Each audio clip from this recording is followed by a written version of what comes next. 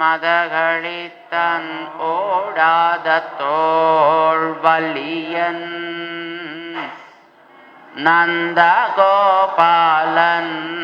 மருமகளே நப்பின்னாய் கந்தம் கமழம் குழலி கடை திறவாய் வந்திங்கும் கோழியழை தனகான் மாதவி பந்தல் மேல் பல்கால் குயிலினங்கள் கூவினகான்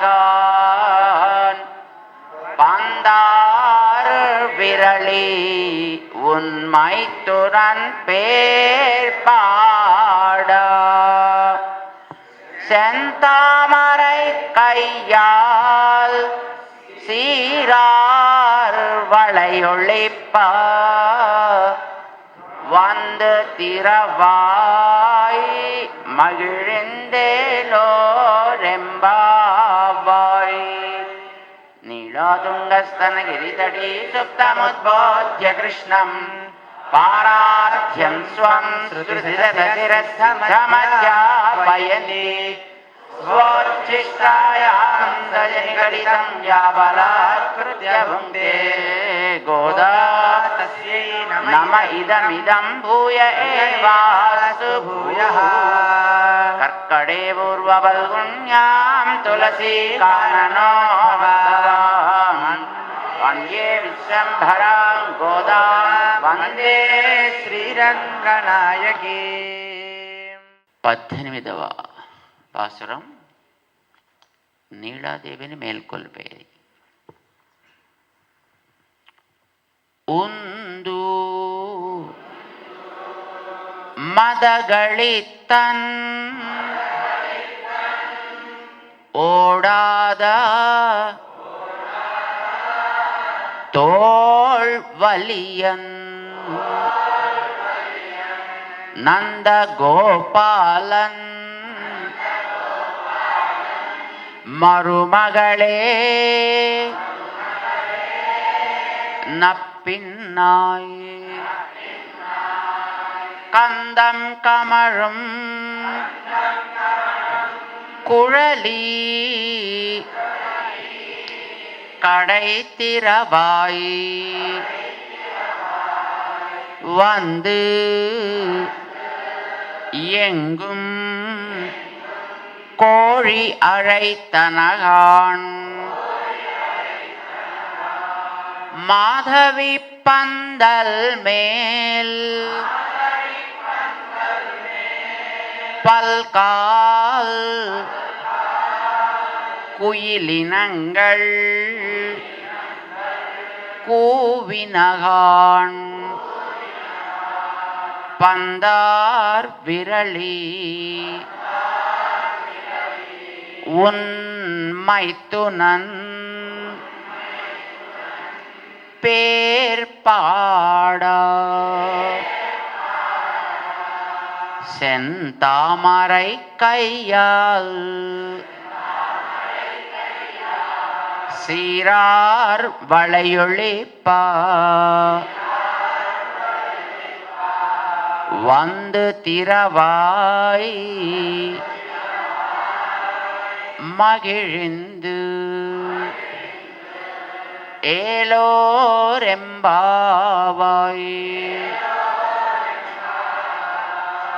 ஆண்டாள் திருவடிகளே சரணம். ஆண்டாள் திருவடிகளே சரணம்.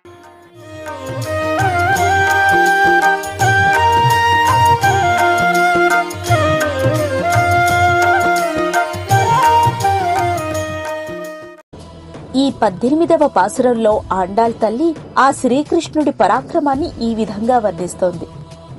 ఏనుగులతో పోరాడగలిగినటువంటి వాడు, ఏనుగు వంటి బలం కలవాడు, యుద్ధంలో శత్రువులను చూసి వెనుకంజ వేయని భుజబలం కలిగినటువంటి వాడు ఆ నందగోపుడు శ్రీకృష్ణుణ్ణి పొగుడుతూ నీలాదేవిని కూడా పిలుస్తోంది.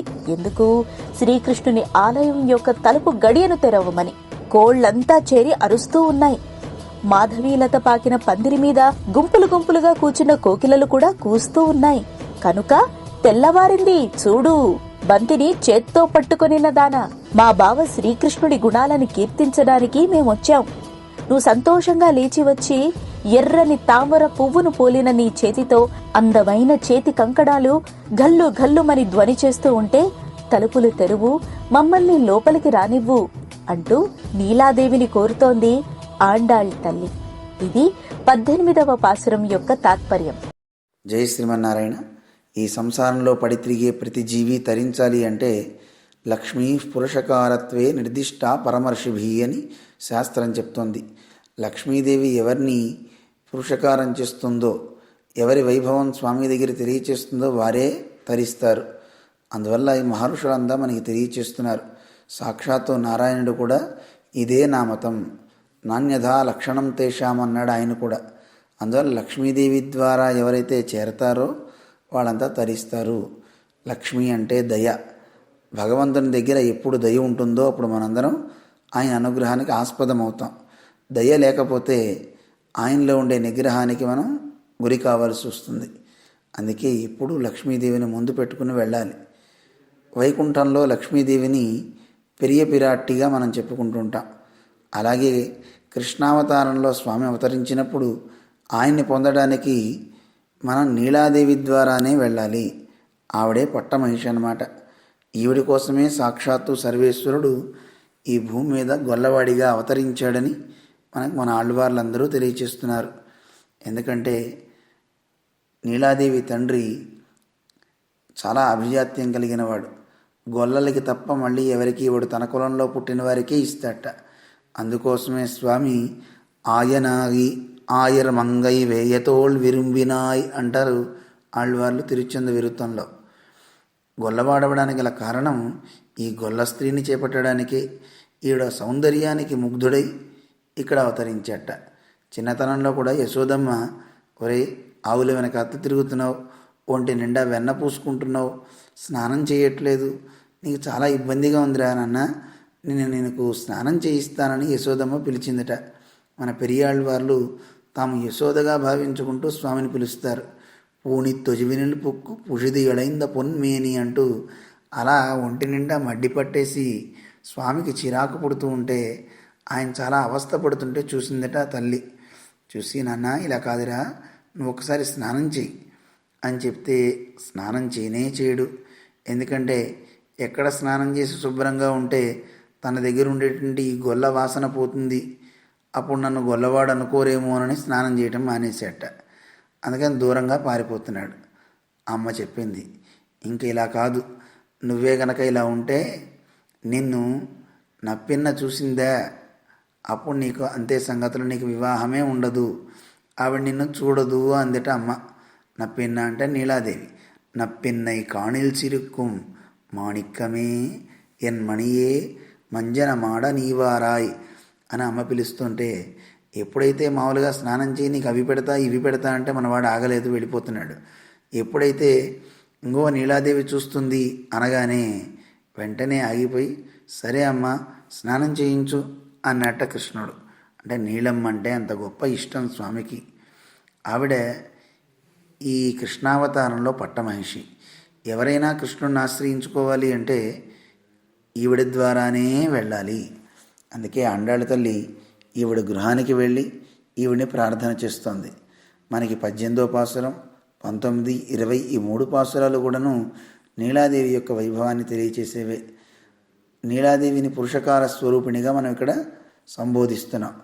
పురుషకారం అంటే ఏమిటో చెప్పుకున్నాం. భగవంతుణ్ణి పురుషుడిగా చేస్తుంది తల్లి. పురుషనోతీతి పురుష. భగవంతుడు బాగా ఇచ్చేవాడవుతాట అమ్మ దగ్గరుంటే.